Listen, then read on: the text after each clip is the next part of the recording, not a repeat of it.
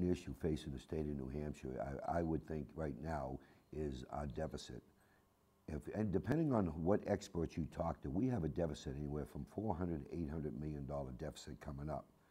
We've got people right now, the governor and everyone else, with smoke and mirrors on the budget. They've taken money, it's like mortgaging your home, borrowing money, and then put it in your savings account and then brag, oh, I got a surplus. Well, that's not what's happening here. We bonded $25 million, two bonds of $40 million each, of $80 million. We had the New Hampshire College, University of New Hampshire bond $10 million to offset and balance our budget. We're paying operational expenses. We're stopping schools from being built because of what's going on with the money, because of the bloated revenue expenditures that have gone on in this state. We've got to tackle this here, and some people are not going to be happy when we do some cutting, because there's no sacred cows on this budget here on trying to protect. Our number one priority should be our education in this budget. Everything else is second.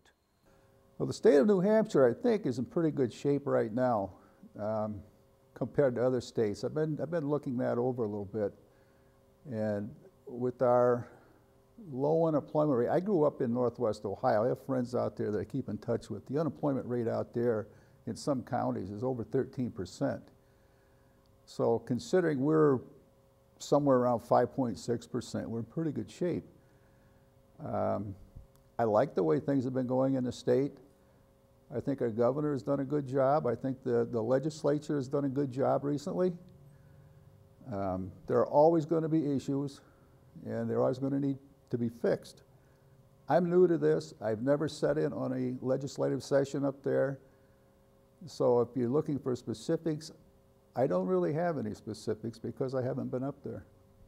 The most important issue facing the state of New Hampshire is the state budget. And until we get the state budget under control, we're not going to bring the jobs into this state and bring the businesses into this state that we need to create jobs. So until the spending problem is cured, until we stop putting new taxes on businesses, until a number of other things happen as far as rules and regulations go that are being imposed on businesses of this state, the economy is not going to grow. Businesses are afraid to hire at this point because they don't know how much taxes they're going to be incurred because of the excessive spending in Concord, and a lot of it's being brought back onto the business community. This has to stop.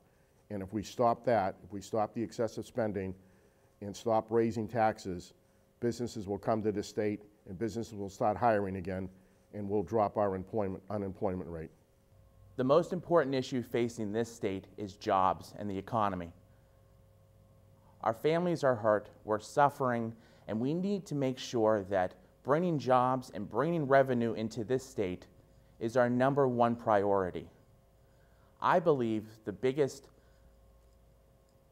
difficulty that the legislature faced and the biggest mistake that our legislature made in this past session was not approving casino gambling in New Hampshire. I believe that will bring the jobs that we need. I believe it'll bring revenue specifically that will help lower our local tax burdens and really make our families feel a little bit of ease. Everyone's concerned with how they're going to pay their bills and their mortgage. And anything that we can do to help that, we must. Too much revenue is going into other states from casino gambling, and we need to fix that. If you've read the papers lately, they're saying that in 2010, they had a $70 million surplus. But the $70 million surplus comes from money that they transfer from the 2011 budget into the 2010 budget. Everything up there is smoke and mirrors. When they say that the budget's balanced, they assume a certain level of revenues. And I know this past April we were 15% below on revenues.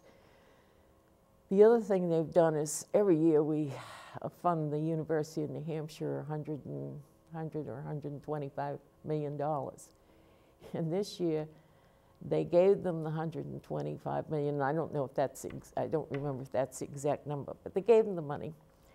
And then the university gave us back $40 million. and then we bonded the $40 million. So we're not only paying our one credit card with another credit card, but we're borrowing the money so that it's going to come due for the next 15 or 20 years. And we've done that with several other things. School building aid always was paid out of operating expenses. And school building aid is now bonded for so that it comes due later years. It makes the budget look balanced, but really it's not, because you've just stretched it out to the future budgets and you've avoided paying your obligations. Spending money they don't have.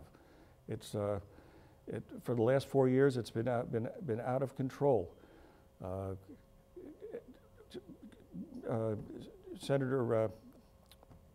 Commissioner Stevens came up with his plan for New Hampshire to cut the spending of HHS, Health and Human Services. He was mocked when he brought it forward, but then the Democrats came along and they adopted most of his programs. There's the managers, the commissioners, the people that are in charge and responsible for running this are the men and women with their hands on the operation. These are the folks that we ought to be asking for the ideas of where can we streamline, where can we cut, and where can we get the biggest cluck for our buck out of this operation. But that is our biggest issue, spending money we don't have. I would say one of the main things, of course, is budget considerations and how we move forward from here. I'm very concerned, for example, that the State Board of Education, Department of Education has rubber stamped the federal standards and guidelines without bringing them to the legislature for a nod of approval. I don't know the ramifications of that. It certainly takes away from local control, probably even state control. And it's a slippery slope where pretty soon they dictate the program, which dictates the books. And that's very, very concerning to me. And I think it's very important that we, in the state of New Hampshire, safeguard our sovereignty as a state. So I look to put forth a bill that allows us to approve federal standards or not approve them. Anything that comes down from the federal government, we should, as a state, have the right to peruse it and judge it. So that I think that's a very, very important thing that gamuts all of the subject areas, is that we pay very particular attention as to what kind of hamstrings we're going to be tied in with the federal government, and I'm concerned about that for the state. The most important issue is that we have to tell the federal government to stick to their jobs. They've encroached on New Hampshire. Yes, they have bribed us with money from the stimulus package, and then they have gone with strings attached. We need to be able to be self-sufficient in New Hampshire. We need to take the money we have and spend less than what is coming in. That's how all households do it, and the government should do the same thing.